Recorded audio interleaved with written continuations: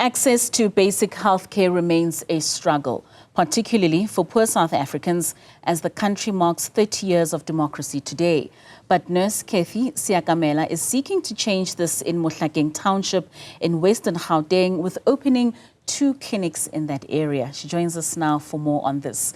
Cathy, good evening and thank you so much for joining us. And a very happy Freedom Day to you. Now, as a nurse, what inspired you to take the initiative to open not just 1 but 2 new clinics in underserved communities? Thank you very much for the opportunity. What made us to open the clinic? It's because there was a need in the communities. Remember, in our communities, the main problem is the accessibility. And also we looked at the affordability of our communities. So we realized that there is a gap. And therefore, that's when we realized that it is necessary to open the Unjani Clinic in Kagiso and Mohlakeng in Randfontein.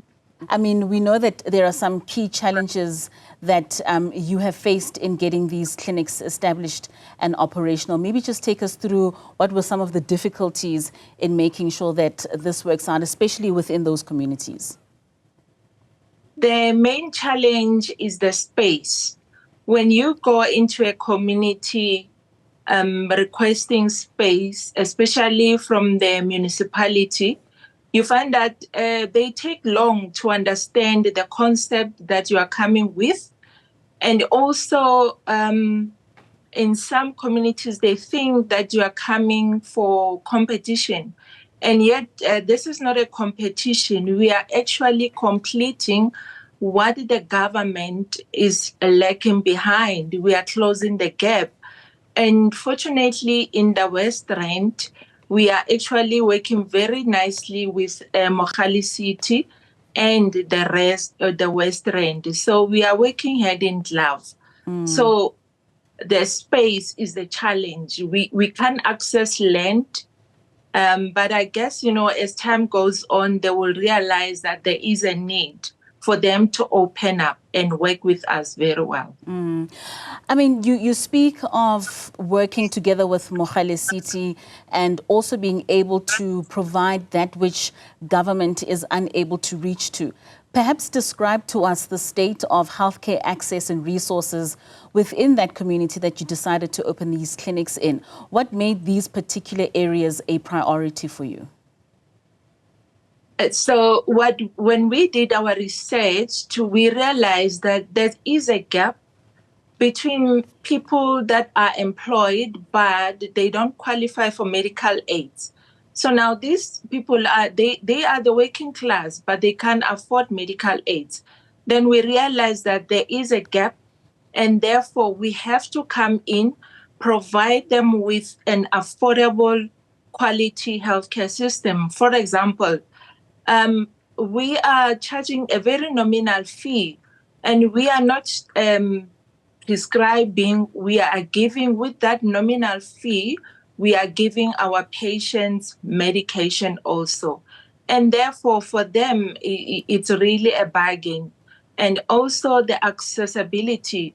Most of our healthcare facilities, you find that they are far from our communities. So we went in communities where we realized that there is a gap. So we stepped in and established these primary healthcare clinics. And what do you offer at these clinics, Cathy? Is it all the general services that one would find at a conventional clinic? Yes, definitely. It's a primary healthcare clinics, but most of all, there is a lot that our communities are not clued about. For example, with pregnant mothers, for them, it's so exciting because when they come to our Unjani clinics, you find that we take care of them, including the sauna. So it's so exciting that, these mothers, for the first time, they are seeing their unborn babies, on camera. And we are also able to identify problems complications before they happen. And therefore, we refer on time to our tertiary hospitals. So also, our hospitals are receiving us so well because now we are able to close the gap. We identify problems before they can even be at tertiary level. And moreover, with Unjani clinics, we are actually around the 9 provinces. And therefore, it's a wide range of Unjani clinics, and it's really helpful for our communities. And of course, these are services that don't necessarily require one to be on medical aid. No, not at all. So in what ways? Okay, yes, you may continue, May. Yes, it doesn't require a person to have a medical aid, although we do have those that come with patients that have medical aid. Yes, we accept them. The ones that we are focusing on is those ones that don't have medical aids, because we are able to give them services at an affordable fee. Currently, it starts from 300 Rand, and then it includes medication. All right. So in what ways have these new clinics made a tangible difference in improving the healthcare access and outcomes for residents of Mohlakeng? I will speak specifically with Unjani as a whole, because so far we are seeing about 90,000 patients per month, right? So now, specifically for Mohlakeng, it has closed the gap because people were traveling from Mohlakeng to Kagiso to access the Unjani clinic. And that's when I realized that there is a gap. They are traveling far to access the primary healthcare services. Now that we are there, we are able to give them services, general treating minor ailments, immunizations, taking care of pregnant mothers until they come back after deliveries. Now, we are celebrating Freedom Day today and 30 years into democracy. And we find that healthcare access is still, as you've mentioned throughout this interview, a very sore point for many South Africans that are living in underserved areas. How important is it for us not only to look to government, especially for such basic services, but where we as citizens can play a role in active citizenry in ensuring that we can also assist in making sure that our communities are serviced in such a way? I believe that as people, we need to establish businesses where there is a need.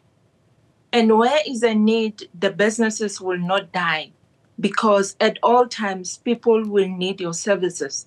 And therefore, as nurses, we identify that there is a gap, there is a problem.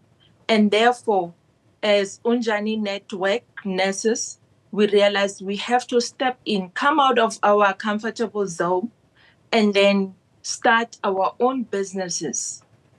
It's not easy, but we are really pushing with the support that we are getting from our network, from FNB, because they are helping us with marketing. It is really fulfilling, because you know that you are not alone. Most certainly. What would you say are some of the biggest rewards that you take out of this entire process? The reward that I take personally is, when a person comes and say, thank you, because I didn't know that I have this kind of a disease, and I didn't know that there is help out there. When people come and appreciate the work that we have done, and remember, we don't only accept the positives, even the negatives, because they are helping us to grow. And therefore, that is so fulfilling. And I guess in this profession, you have to have a teachable heart, and have a heart of criticism. When somebody comes and say, you have done something wrong, you accept it and correct it. Most certainly, that's the only way you can grow and go forward. Talking about going forward, looking ahead, what are your goals and vision for sustaining and potentially expanding this model of grassroots community serving clinics in the future? In the future, we would like to expand because as we are working in the communities, you realize that there is a gap in the health sector. You know, like for example, currently you find that our pregnant mothers, you know, they end up in tertiary hospitals where you find that the queues are too long, and our staff in hospitals are very heavily burdened. And therefore, we have to come up with a strategy. How can we help out as the Unjani Network nurses? But we are working on it. And I believe more clinics will be established.